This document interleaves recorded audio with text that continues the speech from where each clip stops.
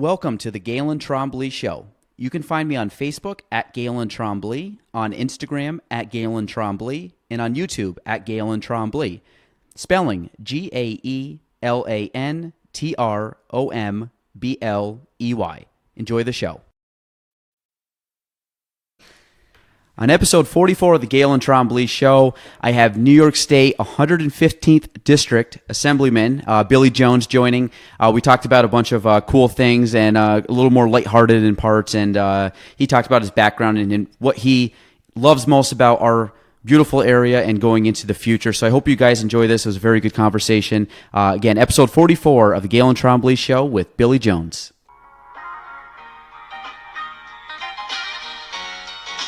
Welcome to the Gaelan Trombley Show.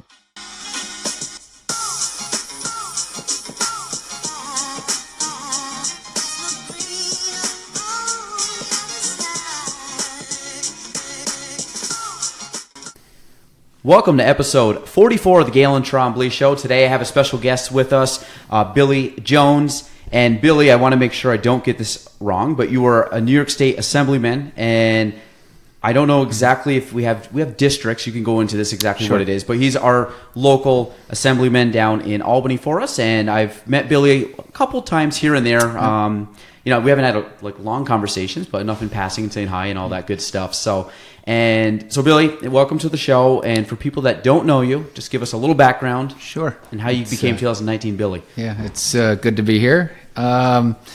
How I became the 2019 Billy. That's a loaded question. Yeah. Wow. How long do we have? I don't know. But she'll cut us off. She'll flag us. No, I grew up on a dairy farm, a family dairy farm in Chateaugay.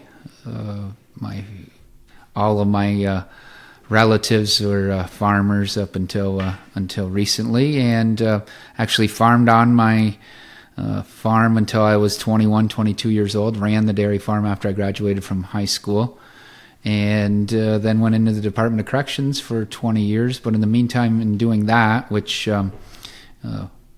was a good job, provided a good benefits and a good salary, but not something I wanted to do my entire life. But that provided me the opportunity to get into my first love, and that's politics and government. So in 2009, I was always active in local politics. In 2009, the former village mayor of the big city of Chateaugay came to me, and a council member, and they said, would you be interested in running for mayor of Chateaugay? And I had no interest whatsoever in it. But it turned out to be the best job that I ever had. Truly did. And it taught me a lot. And, you can learn a lot about at this level, it's great to be here, and on a congressional level, on a federal level, it's great to be there. But if you really want to learn about communities, you should start in the local level. Mm-hmm. Really start on the ground. You can learn everything from wastewater treatment plants to water facilities to how the neighbor's cat's annoying people. So that was a great opportunity there.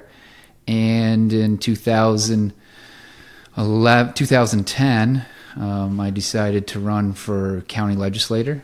It was a step up, something that I wanted to do. I've always been interested to do it. I always thought I was going to do that. My family is always, politically based, and we're always active in local politics. So I ran for that subsequently and won, and actually was the village mayor and a county legislator, one of the only two offices you can hold in New York State simultaneously. And in a number of years, I was actually the county legislator for my area for a couple of years, and then ran for chair of the county legislature in 2013, I believe, was that for 4 years.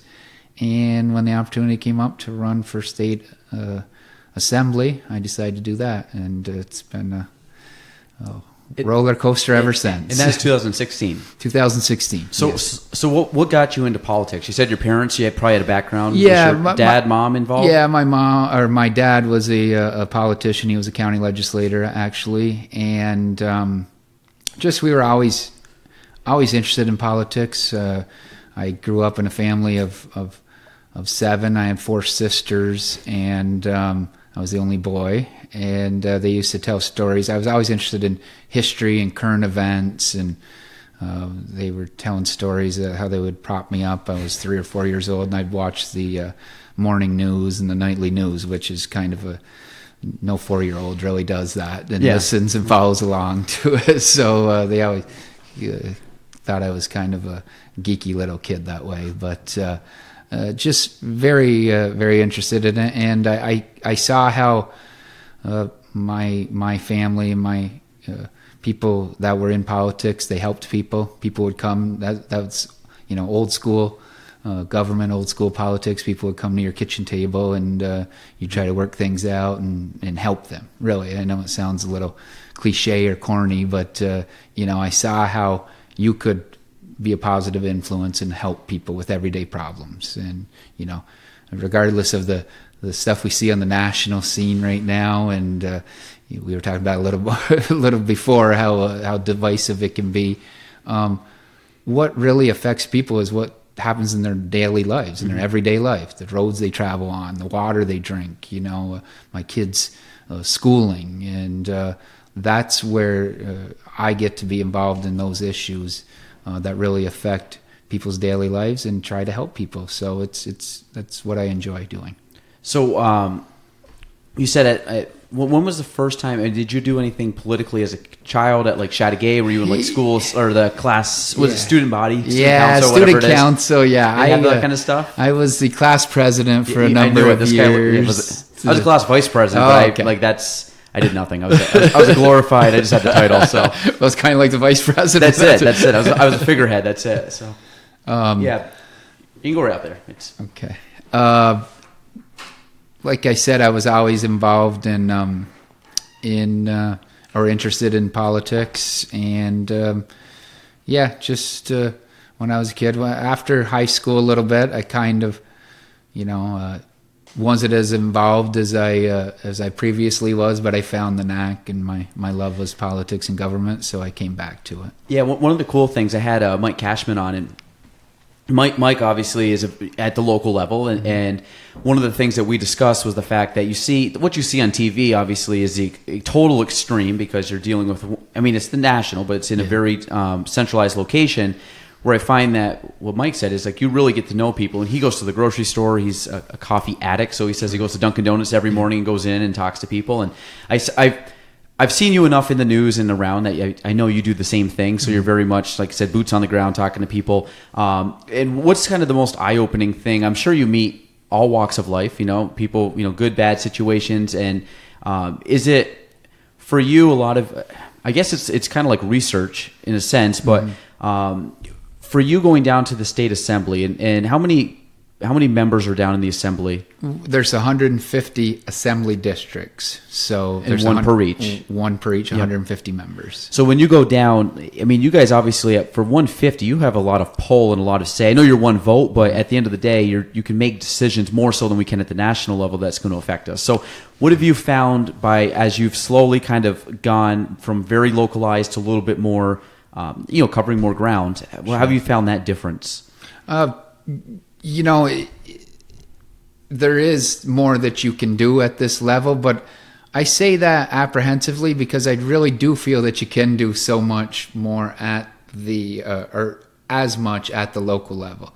Like I said, when I was just talking to my old elementary principal the other day, we're friends, and he was saying to me, he goes, you know what, my life really doesn't change here, as in, whether it was Bill Clinton president or Donald Trump president. He goes, you watch the TV and it really hasn't changed. He said the biggest thing that's happened to me in the last 15 years is when the village decided not to pick up our garbage anymore.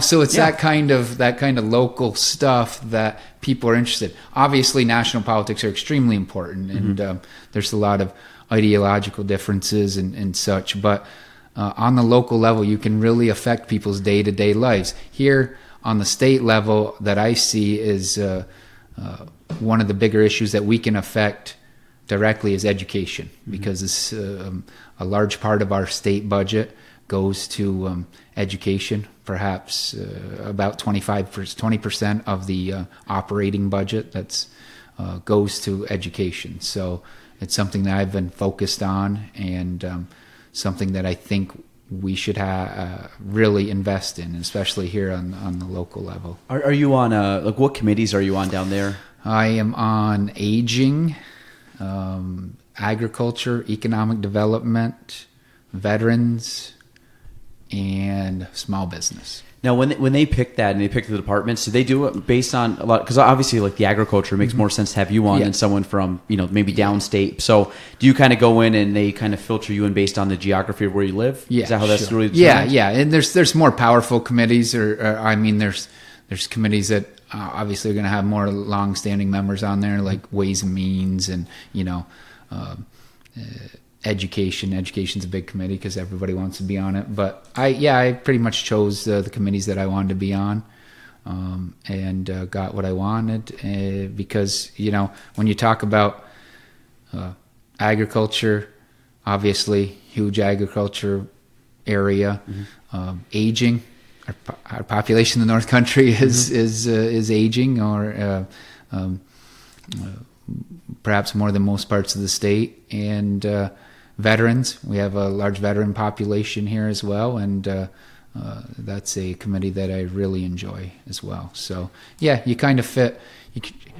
I was fortunate to get the committees that kind of fit my area. Yeah. So it makes it more fun, I guess. I'm the background in or interest in it.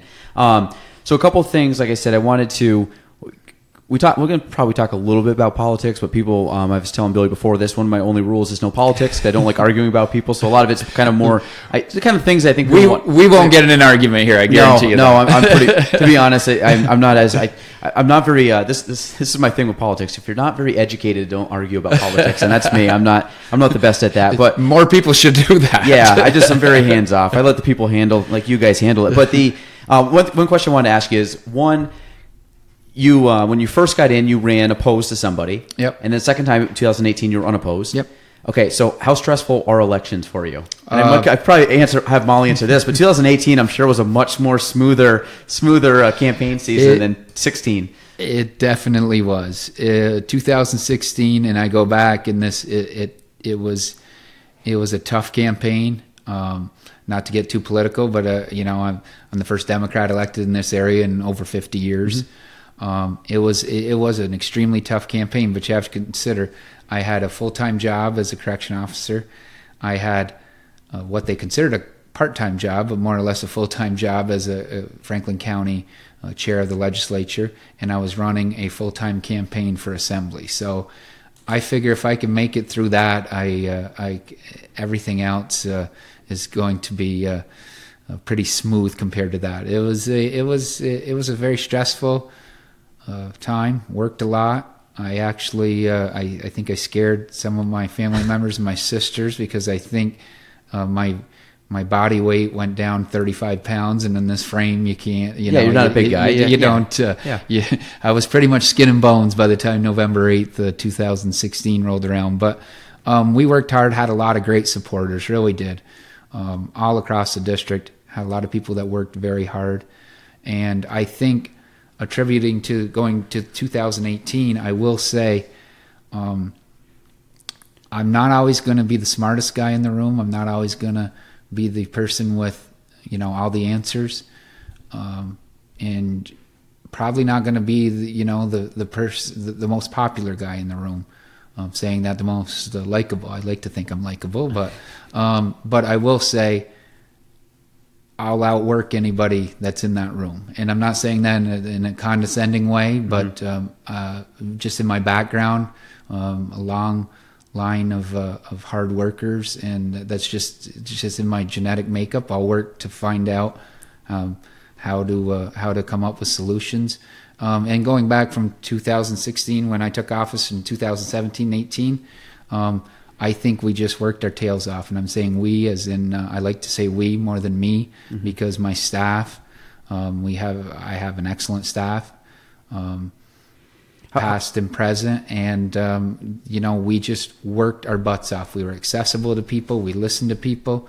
We got out there. We started doing district tours. I went to every one of my 37 towns twice, actually, listened to people. We worked on constituent services. People can call our office. And we just really built upon that. And I have to believe that's why we had an easier ride in 2018, because we showed that we were working for the people of the North Country. Yeah, and like proving yourself too a little bit from the first. Yeah. I mean, you had a full term in office, and the first time I ever met you, you came, and you probably remember this, but we went, I think it was at Conroy's Organics, and we did 80 Adirondack Young Professionals. Yeah. We were standing around like a campfire. I don't know. It was like one of my first ones I ever went to. And I'm like, this is kind of weird. But then you showed up, and I had heard your name, and I think I saw your poster. So this was probably like September, October. October 16, right? Was I still running? Well, you hadn't been elected yet. This is brand new. I was still running. You had not actually been elected ever. So this is your first time running. And I remember you coming to talk, and like I said, I'm not very a political guy, so I always look at, does the person sound like they know what they're talking about, or seem like they carry themselves well? I mean, well, Kanan's here, but he could probably vouch for this. I'm the worst job interviewer because I pretty much just go by how I feel about the person. Like, I think they bring like resumes, and I don't even look at it. I probably should, but I go for it by more like feeling and like my kind of. Mm-hmm. And so I felt the same. I felt that for you when you came and talked. You just seemed like you knew what you were doing. You wanted to do the job. Maybe because you were a little bit younger, we probably resonated a little bit more with you. I don't know how old you are. I'm sure you're older than you look, but that's a good thing. You're doing well. Thank you. Well, I'm just going. I'm going by the timeline here, and you're saying how long you've been in certain things. I'm like, well, you don't look that old, but maybe you are. It's all concurrently, though. I did a lot of things together. Yeah, that's it. So it's all overlap. That's a good one. That's the one thing I liked about you. So 2016, I voted for you in 16, and I just based off of that was the only time I really met you, but I just had a good feeling about what you would do, and now I think you're doing a great job. So yeah, the elections, I agree, were probably stressful. I watch them more as entertainment because I get to see the things pop up, but I'm sure you guys have different thoughts until probably 9:00 that night. So you mentioned time management, or you didn't mention it, but you mentioned you had a lot going on. Like, how do you balance everything? Right now, like I said, you're here doing this, which I thank you for doing this, but I know you're busy. It's not like you sit around all day twiddling your thumbs waiting for the next election, because you guys have a big area to cover, and there's a lot of events that you go to. So how do you kind of balance your time, and then also balance your time with, the work, obviously the family, because you live in Chattagay still, right? I just moved to Plattsburgh. Oh, you did? Okay. Yep. Well, it makes it easier. So that answered my 45 minutes each way question. So time management. We still travel around the district a lot, and like you said, there's a lot of travel in this district. I have the third largest district in the state, in the assembly, simply because, it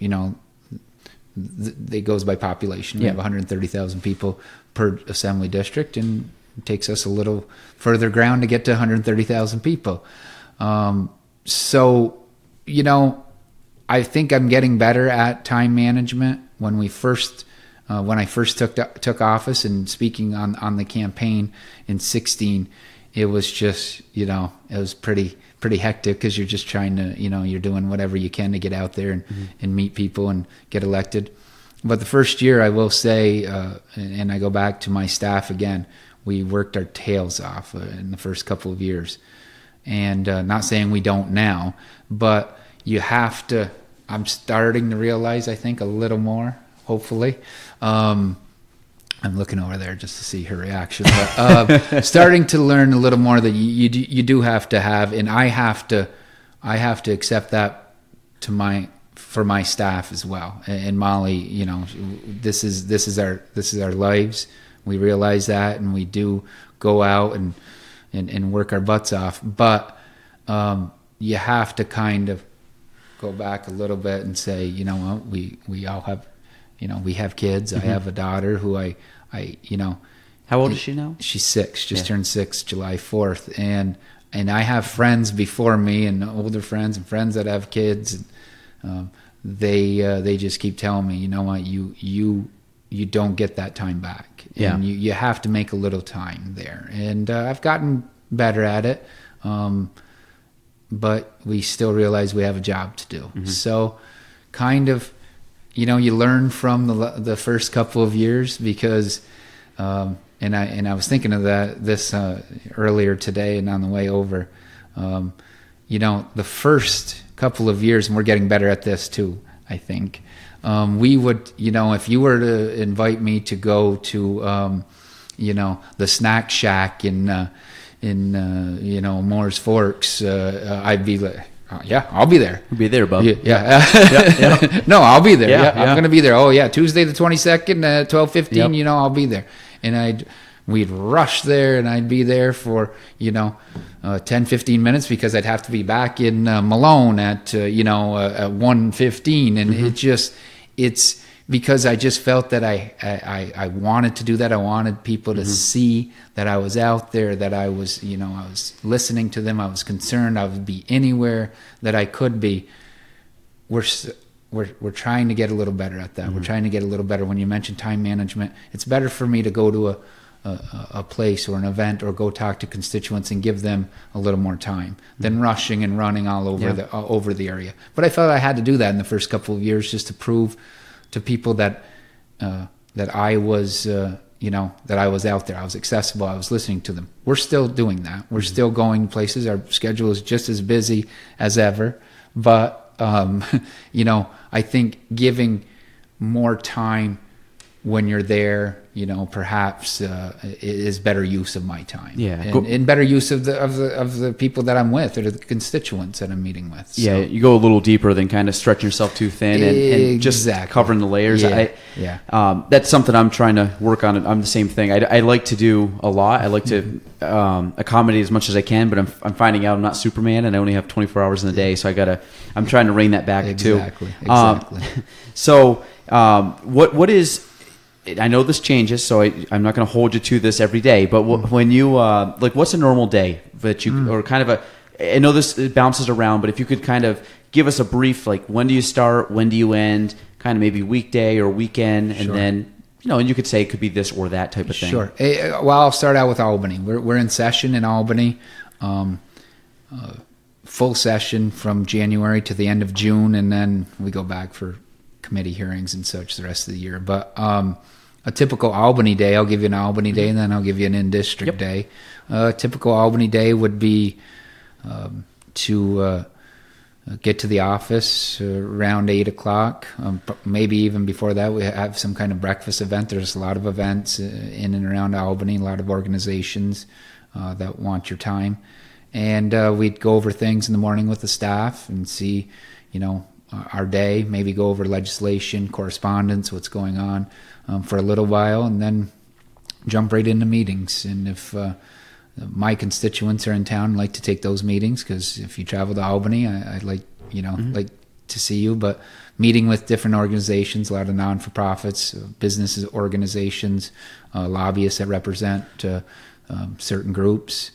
And then I go to conference. I'm in the Democrat conference, so we conference quite a bit. We're in the majority, so we go into conference and discuss issues, and then throughout the day we have committee meetings. I have committee meetings as well on those committees, and then after conference usually go to the floor, they call it, in session. That's actually the big nice one to room with the assembly chambers that we're in, that accommodates us, and we put bills on the floor and vote for them, and you debate certain bills at that time, and then in the evening we usually conference again after it. The Democrat conference will conference and discuss pending legislation that's coming up, and then in the evening we have events. There's a lot of organizations, a lot of events to go to around Albany, and that's a typical day, and then we do it again. I will say the first 4 months of session, 3 months I should say, we have to have a budget by April 1st. And it's more concentrating on budget, to get a budget by April 1st. Then after that, it's more or less about legislation and bills from then on to the end of June. So it kind of breaks it up into two different areas. In a typical district day, that's if it seems to get a little wilder, actually. People say, "Oh, you're not in Albany. You're out of session, taking a break." No, it's actually work harder in district. It's probably because it's less structured, meaning that you're more free to kind of run around and do a bunch of crazy stuff. Yeah, in anywhere from, we'll start in the office. We're trying to get our office days, so to speak. But like I said, it's so.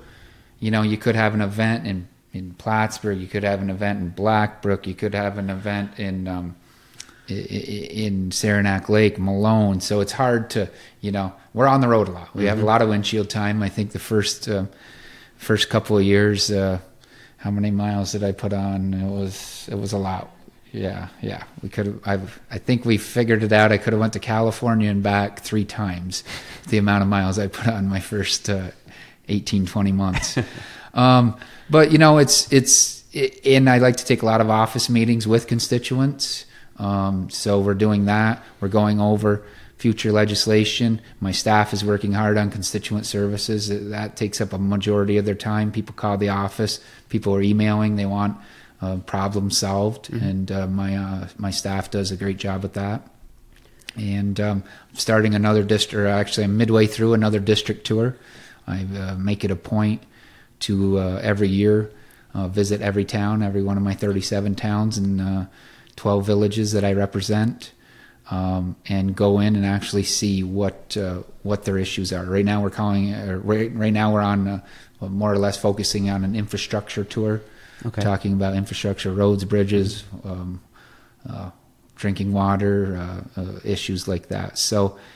It can be very hectic at times, but we're trying to keep it more structured to be better at time management, I guess. Because when you have a district like mine, and I talked before about going to the snack shack in Morris Forks, and I wasn't picking on Morris Forks whatsoever. I'm just saying we're Shazy Soccer field there. Go to Shazy Soccer. We're trying to get everywhere, but we're trying to do things now where if I'm in Saranac Lake for an event, and we did this before, but we're trying to do more of it where I can go and meet with people in Saranac Lake organizations. Let's try to get this day lined up where I can do these things in Saranac Lake. So we're not running, being in Saranac Lake at 10 p.m. that night and then running back there at 8:30 in the morning. That's just, you got to get wasteful. You got to get better at your time management, especially in a district like mine, that's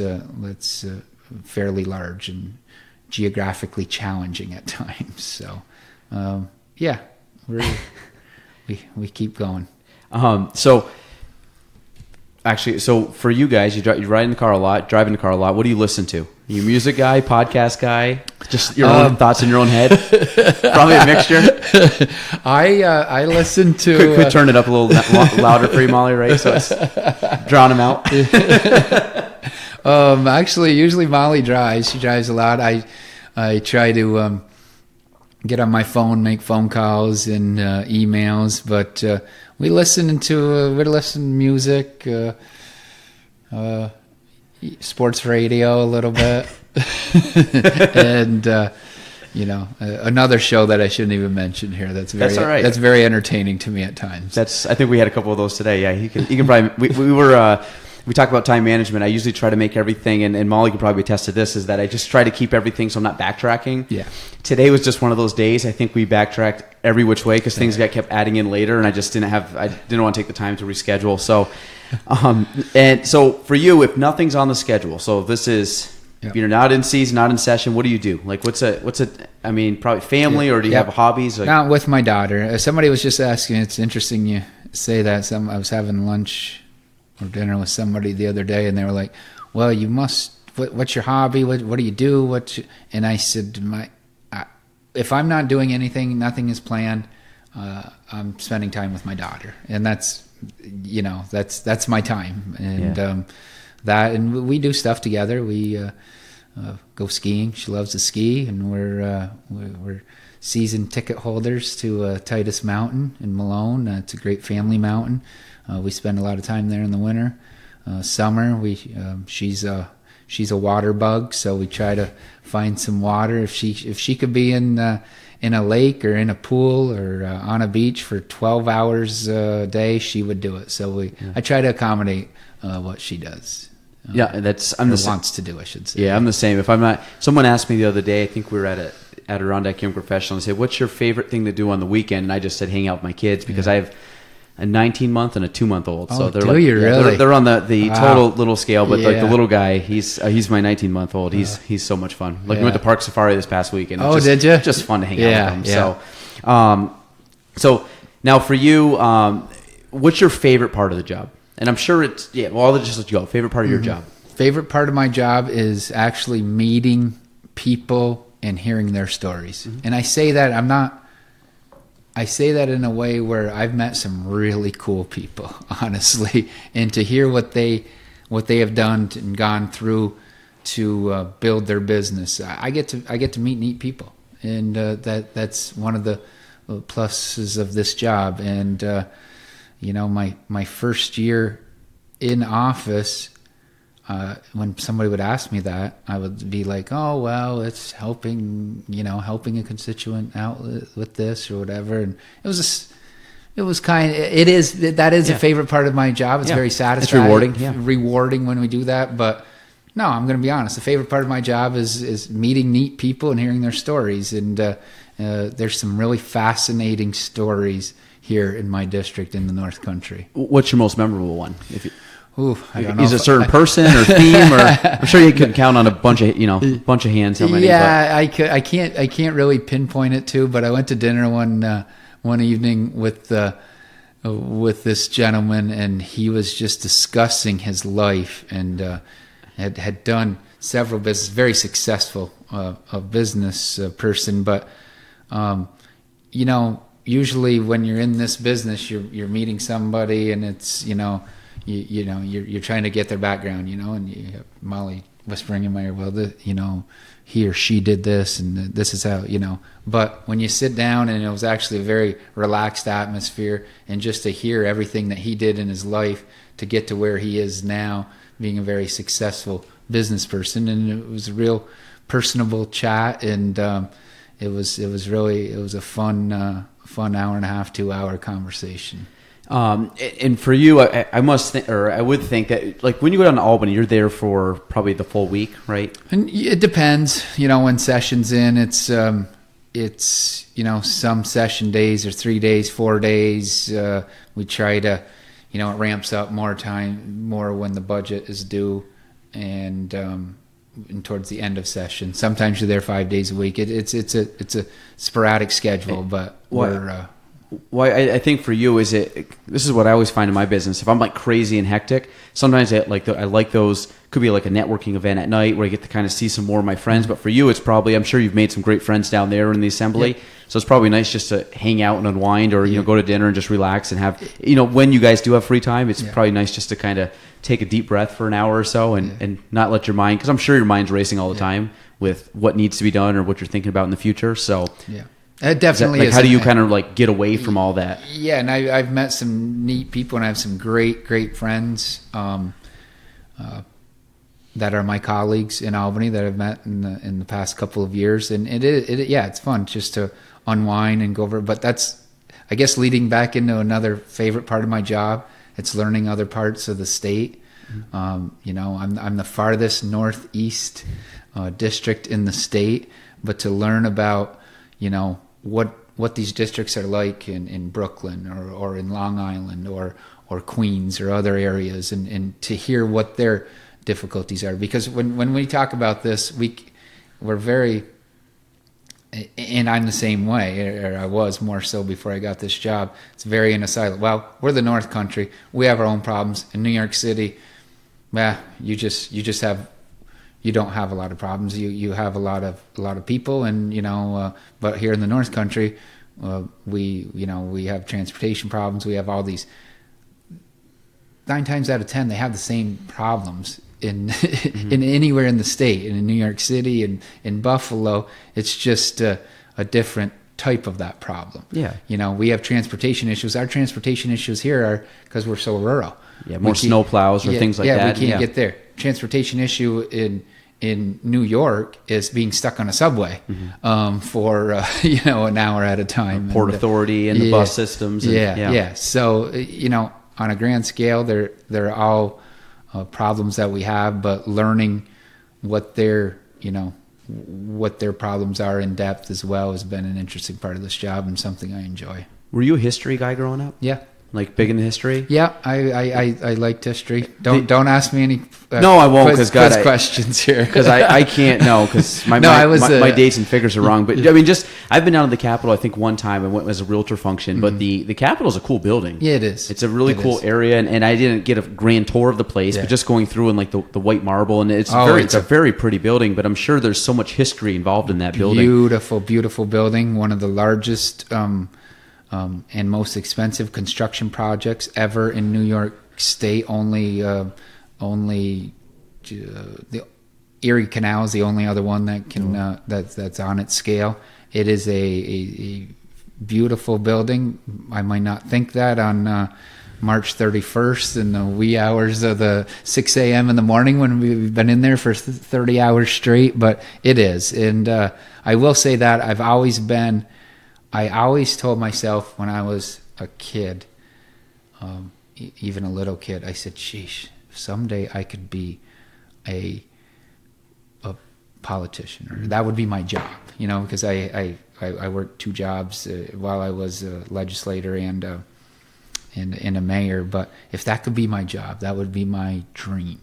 And I'm getting to live out my dream. It's really great. And I mention it every time. I usually go into Albany on a Sunday evening, after being home for the weekend or a couple of days, and I come in through 787 and I see the Capitol, and it's just dark and it's being lit up, and for fear of sounding too corny again, it gives me a little charge. I'm like, I get to go to work in that building. Yeah, it's pretty surreal. It's pretty neat. Yeah, because Albany's got a gorgeous skyline, especially at night when you have everything. I call it the egg. Is it the egg? They call it the egg, right? The egg and all the buildings. And I always find that view, especially like you said, 787. You come over the hill there. It's really cool. It really is. And I've made a promise to myself, when I lose that feeling, it's time to go home. Time to stay home. So actually, a question for you. What is your thoughts? I mean, this is probably about as political as I'd get, but like in regards to like term limits, like, because from my understanding, at least in Congress and everything else, there's no term limits in Assembly. No, none in the Assembly or State Senate. So, and I've seen two different sides on this. I've seen people that are super into term limits, and there's people that aren't. I would think that obviously the benefit of I see the benefit of both ways, meaning I know if you're in there for a long time, you probably have seen everything, and it's kind of like anything else. You're very experienced in it. Yeah. But then there's also the idea that there's not new ideas being brought in. You're on the newer end of this, meaning this is year 4 for you? Year 3. Or 1917, yeah. Yep. Okay. Yep. So what's your thoughts on that? Or is this one that, like you said, there's just a certain point in time where you just know that you'll go into, you don't have that feeling of excitement or love for the position? Personally, I will not. I don't want to say this. I don't want to get you. Yeah, you don't have to answer it if not. I didn't know if no. I won't be an old. Well, some people may say I'm old now. I will not be the old person they're wheeling into, and it's no. I don't want to be to offend anybody, but this is not. I'm not gonna be into my 70s, 80s, 90s doing this job or doing into politics. I want to at some point separate away. At the end of the day, although it is my life, it really is my life, and I breathe it 24/7. We never really turn the switch off, but it is a job. At the end of the day, and there comes a point where you have to separate it and say, I want to spend more time with my family. I want to do other things. So that's just me personally. As far as term limits are, it cuts both ways. It really does. We had an individual here by the name of Ron Stafford, who was responsible for doing a lot of things here in the North Country. A very powerful senator, but he became powerful through obviously being a good government representative, but through seniority as well. And in the North Country, we know how the system goes. You need a little bit of seniority to get things for your area. And in the North Country, I don't think we would have a lot of the things that we have today without Senator Stafford being there. Yeah. On the other side, some people say, we need new ideas, fresh ideas. I certainly can understand that. I'm not trying to walk this both ways. Personally, I think the electorate is term limits. And I say that because... Well, I was just going to say that. You basically have term limits every 2 years. If you're doing a good job, you get back in. You do, and you see people in there, and they say, well, that person's been there 20 years, that person's been there 25 years. Well, you know what? If the people in his district or in his area didn't want to elect him every 2 years, because we're every 2 years, you're always running, then they have that ability not to elect him. And people say, well, they become so powerful or whatever. Well, no, the people still own the power. And you know what? And when you go in an election year, a non-presidential even election year, when we still only have 30% of our electorate voting, and that's a high number. I think we're at in 18 some areas. It was a little higher, probably going back to 14 some areas. We were at 25%. That's shame on us. Shame on the people for doing that. Yeah. For not voting. And that if you want term limits, the motivation should be there enough to get to the polls. Yeah. No, I agree. Yeah. You know what I'm saying? And I kind of do feel like that. I feel the people have the ability to put term limits on. Yeah. I really do. Because realistically, you don't have much job security in the sense it's every 2 years and you could be out of the gig. So exactly. Yes. Now, how did you meet this lady over here, Miss Molly? Because I've known her before. I mean before you were in this position, right? Because I've probably have known you for about 10 years now, off and on. Not like super well, but here and there. And Molly used to be. She was a Kavanaugh alumni way back before I started. So this is we never actually crossed paths in that regard. But like, so I hear I was little. I was a little older than Crew, but yeah. So it wasn't much. A little blonde-haired kid running around. No. So I hear. Actually, Molly used to work for Congressman Owens. We had some contact there, but didn't really know each other. She was in the constituent services then. Knew of her. Actually, the first time that I'm going to tell a very funny story, and it's not a very flattering story of myself. We just told it with the person we saw it on the street over lunch. I'm sure that was a good one. Yes. And so this is how naive I guess I was. Champlain does a Memorial Day parade every year on the Sunday before Memorial Day. So our Memorial Days that I have been kind of not more or less the pomp and circumstance of, candidates wouldn't get out there. And it was more or less candidates would, or politicians or government officials would walk down the street and wave to people. So I was invited to this parade in Champlain, and I pull up in a car all by myself. I'm running for state assembly. There's one person there, and there's people running for Congress there, judges in Clinton County, all of this, and they've got carloads of people, and they have their bumper stickers and their shirts on, and vote for this. And she's looking at me over there because I'm telling the story honest. And so I pull up, and I'm like, they're just going to put us in a group, and we're going to walk down or whatever. No, everybody's getting out these banners. They're doing this. I'm all by myself. So Molly's at the gate. And she's like, "Oh, you're Billy Jones? Oh, okay, yeah."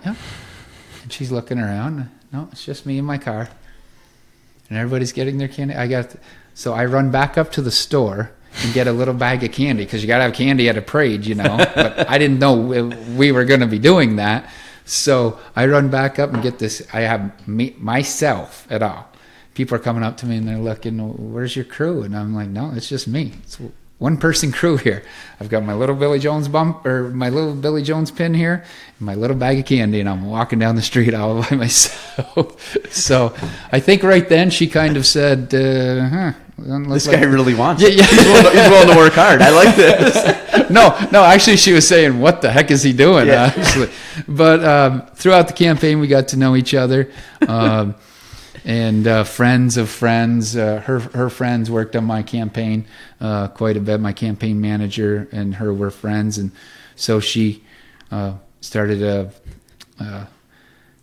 volunteering for my campaign. And after the election, we had a chat, and a few of my friends said, you know what, I think she'd be a great fit for you to be your chief of staff. So we sat down at, I think at the American Legion in Plattsburgh, Quarry Road Legion, one evening, and chatted, and said, I think let's do this. And she was my chief of staff, and we started hiring staff after that, and it's worked out great. And I know she enjoys every single moment that she does. comes There's to been work no eye for me. rolls over there No, at all this entire time. How many people work in your office? Well, we usually because you guys are, it's just the base, right? It's Yep, the main hub over here. the base. We have a person down in Albany. We have central staff that helps us there as well. And we have constituent services here, community or communications person here, Molly, and we did have another part-timer for a little while. We're going through a little transition right now with my staff. We're making a few new position changes. So I've got a great staff, like I said. About a half dozen or so, yeah, roughly? Yeah, well, yeah. Or maybe if Albany, With maybe Albany, a little bit more. Yeah. But we, I will say this, and I know I said it before, but without my staff and the work that they do, I could not do this. I couldn't be where I am. And you went back to the how I kind of had an easier run in 2018. That's purely on the work that they have done. Yeah. Well, I was saying Nicole works here, and I think she said, what did she say before she left? She's now qualified as like the work wife or something like that. Because like I'm just like, hey, honey, I need this, and she really just did. My notes, I was meaning to do this, and she goes, I see in your schedule, you're not gonna be back in time to do that. You want me to do that? Yes, please. So a lot of it, like I knew quite a bit, but I didn't have it organized down on an actual sheet here. So she's same thing. I would be way less organized if she wasn't around. Definitely. And I will mention, I mean, in getting back to time management and what I'm allowed to do, I have a great family. I have great friends. My family, throughout my election and throughout my campaign, when I went into this wacky business, this wacky world, they were behind me 100%, and I would not be the person I am today without them. So they've supported me 110%, and I just owe a lot to my family, my extended family, aunts and uncles, and obviously my sisters, and they've done so much for me. So I really want to say that. Yeah, no, and that's, like I said, strong family, and that's one thing I have a good family. I also have no brothers, so I feel your wrath of the sisters, even though yours were all older, you said? 3 older, 1 younger. Okay, so mine were both younger, so I was the big brother, but I had the sisters growing up. Question I wanted to ask you is, at our company, we've kind of adopted this slogan over the last 6-7 months of local matters, and the reason that we have brought that up is that we're, like I said, we're an independent company, locally owned. And it's the idea that I'm very big on trying to, I talked about Adirondack Young Professionals and the chamber and stuff, but I'm very involved with other young people my age, just because my peers more, but trying to support my friends with their local endeavors and trying. So my whole thing behind Local Matters is trying to keep, basically support one another and try to, economically circle things around, at least financially, through, from me to you to the neighbor kind of thing. And then also supporting, I have a couple friends that are starting out new ventures, whether it be in the art field or I have one friend that she's opening up a wedding venue, and she's taking, that's a brand new thing. So we're trying to help each other, and I call cross promote each other. Sure, but great. So my whole thing is really trying to support Local Matters, but I want to ask you, like, what does Local Matters mean to you? Growing up in a small town and obviously still being very local centric. Yeah, definitely. And I think we've seen a progression over the years where maybe when I was younger and I was a kid, it was more smaller town, local. When agriculture was bigger around here, and you would even, like when my parents were younger, you would have this hub of a lot of smaller towns. And then for years we got, in this area, we had the Air Force Base that came through, and we had certain things, and we kind of hovered around the bigger areas. But you can see it now in what you were just talking about. Young professionals in the area really trying to help and promote each other. I love that term, cross promotion, because that's what we need to do.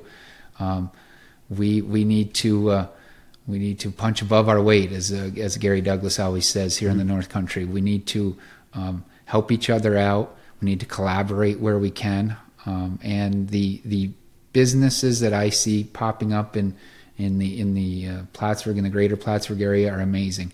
I guarantee you, I find a new business in this area every single week. It's amazing what goes on here. And we do have to, local matters, we do have to support each other. And we're seeing it more so, I believe, in the last 4 or 5 years here in our area and throughout my district. People realize that you can't just be in a silo. You have to support each other. Yeah. We have to get that creative and collaborative hub where we can, either sell our products, where we can support each other in businesses, where we can do this. And I think we're doing a good job at it, and I think it'll keep building on itself where we do a great job at it. Not saying we're not doing a great job. I think we continue to do a better job at it. And you have to support each other here, because I always laugh at, I don't laugh, I kind of, in certain areas, businesses and organizations can be,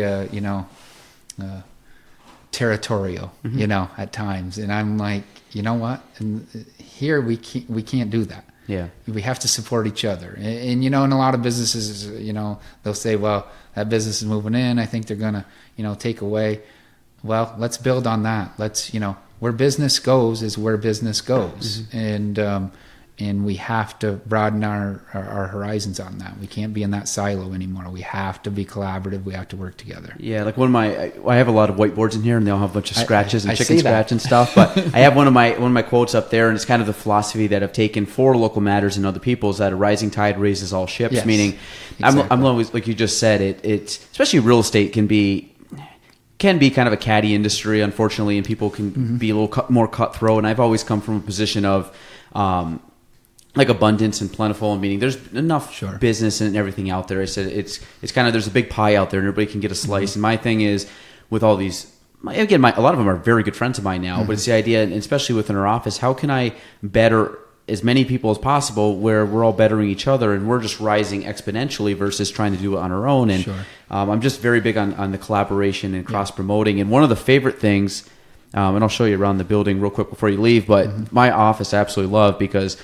I think I use it more metaphorically, but like looking out here, it's obviously semi-undeveloped, but I just know that this area right here is going to be a hub in the future, because I'm very pro North Country, Plattsburgh. I think there's a lot of positives coming. And what you said of we're always doing a good job, but as with anything, if you just have enough people kind of rowing in the same direction and want to get to, keep improving, this will take off. And so this is kind of like a metaphor for me that hopefully I'm here for many, many years in this office, but I can look out and hopefully see this meteoric rise of the downtown. And definitely, and look what they've done right here in this building. Exactly. I mean, honestly, that's, we kind of, Aaron calls it like the Avengers. He really likes the building, and it's 1886, but there's some really good, professionals in this building, and that's part of the reason why I want to be in this spot. And I think it's great. So, Molly, how are we doing on time?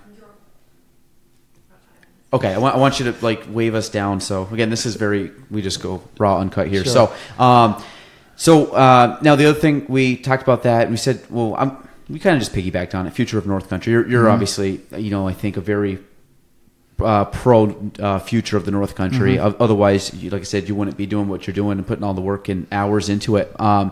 What is your favorite, kind of some more lighthearted questions? What's your favorite diner or restaurant that you found? Oh, you're gonna get me in trouble here. I want to. And again, I want because nobody's listening in Albany, so you're good. Give me your favorite one down in Albany, and then I'll give you maybe up to a couple up here, so you can like I said, keep the peace with a couple people. But give me some of your favorite locals, and then give me your ones down in Albany. I'm gonna give you my one in Albany first, because it's kind of my character. I stay in a Holiday Inn downtown in Albany. I like it because of the accessibility. I can walk in the morning sometimes up to the Capitol if I want to, and it's kind of down at the bottom of the hill, but everything it's more or less everything's centrally located, so it's an easy walk for me. But there's a little bar restaurant down there that I like to say I discovered for some of my colleagues. But my colleagues and I, it's called the Parish. It's kind of a New Orleans style. Okay. We've got like jambalaya kind of stuff? Yeah, we've gotten to know the owner very well. But it's a hometown kind of feel to it. And you know, I really enjoyed it. We're kind of regulars there now. I'm a regular. I've gotten to know the people that work there, know the owner very well. And that's my favorite spot in Albany. Here, boy, you're gonna give me a handful. You don't think, like I said, I don't want you to get anybody mad here, but or we can do like style of food. Like Michigan, obviously. That's you know that's what, the Michigan, yes. You got to go with Claire and Carl's. I was there the other day. I actually brought the speaker. I think I saw the picture because Cashman came on just after that, and I think I asked him about it a couple weeks ago. We're famous for the Michigan, so let's say the Michigan. I am a steak and potatoes kind of guy. If I go out for that, it'll be that. But more or less, my eating habits don't change very much, and I'm a cheeseburger kind of guy. So any place around here that can serve a good cheeseburger, and there are many of them that can. That's what I am. So do you get a chance to? Obviously, if you're on the road and running around, this is something I've struggled with as I've gotten busier and have kids and stuff. With just like working out and eating correctly and stuff, because I'm sure like the long days obviously are extremely like trying to get enough sleep and stay healthy. Sure. I mean, is that something that I'm sure it's always a work in progress, but it's something you're aware of and conscious of? It is, and I need to work more on it. As with everybody. Yeah. Well, somebody asked me the other day, I said, back when I used to run, they're like, you don't run anymore? And I was like, I've kind of slowed off. Run the slowed meetings, up on that. And they're like, oh my goodness, you used to run a lot. I used to try to be as active as I can. I try to get out. I mean, in my district, I have a lot of the Adirondacks, have a lot of beautiful lakes as we look out at that wonderful lake out there, and try to get outside and be as active as I can. My 6-year-old keeps me very active and young, and but always could be working more on it. Could be perhaps a little better diet, maybe a cheeseburger and fried diet's not the best thing to do. So it's a work in progress. Yeah, so we'll continue to do it. Well, what we'll do is we'll leave it at food, because I know you guys just ate, so you guys won't be going out yet to get food. But we were just I will give a plug. We were just at the Naked Turtle actually, and what a great spot down there. It's probably a nice day out for it. Yeah, it's a really nice day. It was a little humid today, but the lake's nice. Get a little breeze out. Great spot down there, and I feel in this area, we honestly, and we're doing it, but we can do more of it. Is taking advantage of what we have here, and by saying that, let's take advantage of this beautiful lake we have out here as we're looking at this. We have businesses that can take advantage of that, and people want to come here to do that. I have a large portion of the Adirondacks here in my district, and let's get into talking about tourism and the economy and what that brings to our area. We're building upon it, and we're going to continue to do that. But what a gem we have here, and I know when we're here in the middle of January and we've got one of our beautiful 20 below days and the wind's blowing and nobody wants to get out, we do live in a very special part of the world right here, and we appreciate it. But I think if people coming here appreciate it, I say let's appreciate it a little more and realize what we have here. I'm going to send that soundbite to Christy Kennedy over at the chamber. Christy is going to absolutely love that. Christy was on the podcast, and she was Christy's great. Yeah, besides talking about a couple off subjects, that was like an hour and a half of her talking just about that, so she would love it. So if there's anything else you want to say, or I'm sure people can get a hold of you. They can figure it out, Google and all that good stuff, and they know where to find you. But that's it. Like I said, hopefully it wasn't too. It was pretty good. Laid back. kind of allowed you guys to digest your food and maybe kind of relax before you get back into actually real work and not hanging out with me. No, I appreciate you coming on. Like I said, I appreciate what you guys are doing. I think you guys are doing a great job. And thank you. I like positive pro North Country people. So I think you both are. We'll get Molly on later on. We've talked about it, so we'll get her side of the story. We'll see how we'll mix and match. It's kind of like and then going on behind that, I love to see young professionals like yourself, and let's be positive about this. Why do we, no matter what goes on the national level, and there's many differences, and you and I probably have differences. We're not going to agree on 100%, but let's be positive in promoting our area. Let's be positive in growing our area. Let's be positive in making this a great place for our families to live and to raise our families. So I love seeing that about you as well. Yeah, so. I appreciate that. So I guess that's it. We're going to let them go. Billy, thank you very much. Molly, thank you for coordinating. Gaelan, thank you for being quiet. It was good. So, so that is episode 44 with Billy Jones. Thanks for listening to the Gaelan Trombley Show. If you want to reach me, you can go on Facebook at Gaelan Trombley, on Instagram at Gaelan Trombley, and on YouTube at Gaelan Trombley. The spelling, GaelanTrombley.